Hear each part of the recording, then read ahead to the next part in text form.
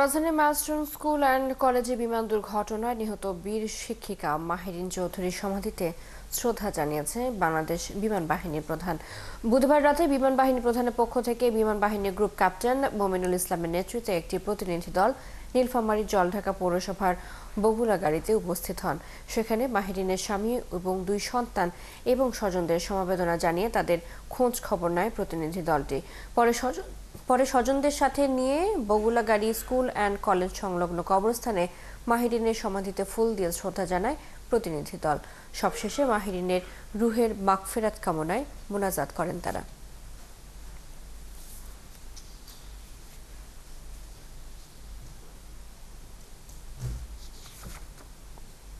উনি একজন শিক্ষক ছিলেন না, শুধু উনি ছিলেন মায়ের মতো। তার প্রমাণ করে গিয়েছেন উনি প্রায় 20টা শিশুকে মৃত্যুর হাত থেকে রক্ষা করে, এবং উনি নিজের জীবন দিয়েছেন। এর চেয়ে বড় আর কিছু হতে পারে না।